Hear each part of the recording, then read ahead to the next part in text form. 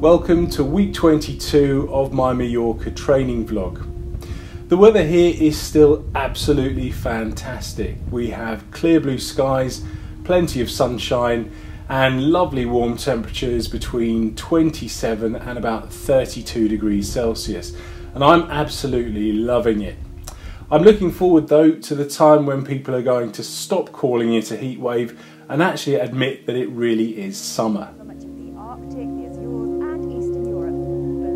Now, I'm old enough to remember the long hot summer of 1976. I was 9, and if you're not from the UK, the summer of 76 has taken almost a mythical kind of status. We had 3 months of just sunshine, and I think it was like 45 days without rain.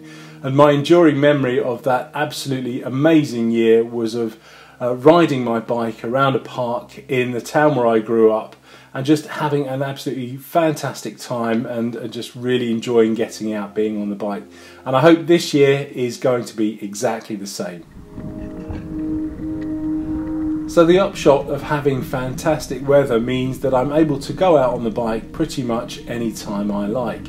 And this week I've taken full advantage of the great weather and I've been out and done several rides. So long story short, I've ridden about 180 kilometres this week and put in, about 12 hours of seat time. So I'm well on my target to getting fit for Mallorca. The last ride I did was yesterday out to a place called Alton, which is about 40 kilometres away. And the ride itself involved 3 fairly major climbs. The first of which was the absolute hardest. Now luckily it wasn't too far from my house, it was only about 7 kilometres away, and the climb's up to an old Royal Navy communications station called HMS Mercury, so locally we call the climb Mercury, and up from Clanfield it was pretty tough. It started off at about 6-7%, and then according to my cycling computer it got up to about 15-16%. And then conveniently the cycling computer stopped registering the gradient until I was a bit further up the climb, where the gradient cut back in, and it was like my cycling computer was saying, "Oh, you can look now, it's calmed down a bit." Now the other 2 climbs weren't quite as severe in their gradient, but they were quite long, and their gradients were kind of about 6%. And I have to admit it wasn't quite as tough as I seem to remember doing them. Obviously I've ridden those climbs before in the past, and I just kind of set my pace, set my cadence, and just kind of managed my breathing and just got my way up the climbs, and I have to admit they did feel a little bit easier. Now I'm putting this down to the fact that I've lost about 3 kilos this week. And obviously that's because I have been eating a bit healthier. I've also joined one of these slimming groups, which is hardly the thing that a trained athlete would do, but nevertheless I've done it. And figuring that if I'm actually spending money on trying to lose weight, that's just going to inspire me just that little bit more to kind of actually get out and do it. Perhaps one of the reasons I'm feeling a bit more comfortable on the bike is that it actually is fitting me so much better at the moment. Now, despite having a professional bike fit done when I first bought my Trek, a couple of weeks ago I decided to raise the seat pin a couple of millimetres because it just didn't feel quite right.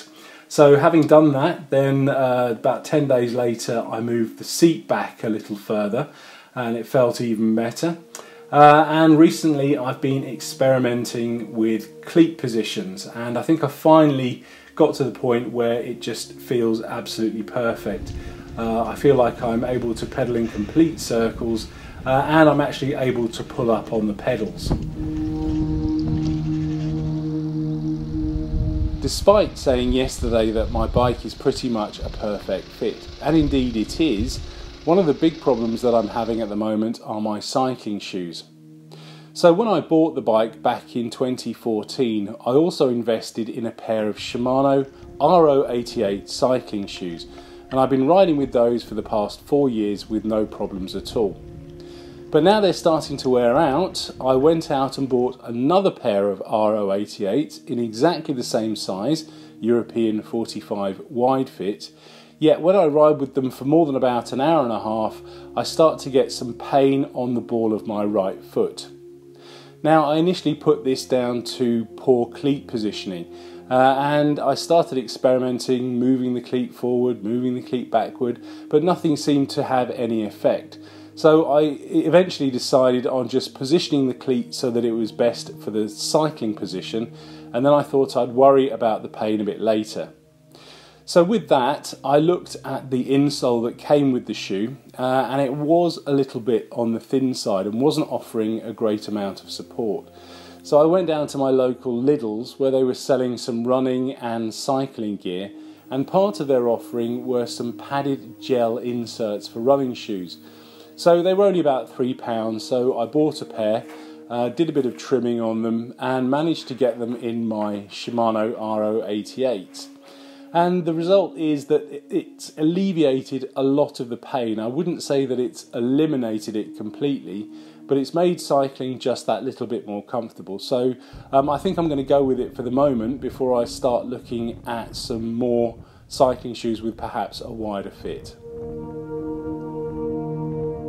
So looking at my schedule for next week, it appears that the early part seems a bit busy. So I don't think I'll be getting much cycling in sort of Monday, Tuesday, Wednesday, but the latter part of the week is looking a little bit better. So fingers crossed I'll be able to get out, do some more rides and not lose too much of the fitness that I've gained this week. So if you're training for a specific cycling event, please tell me all about it in the comments below. If you found this film useful, please like and share. And if you'd like to get the most out of your cycling, please consider subscribing for my regular weekly uploads. Thanks for watching.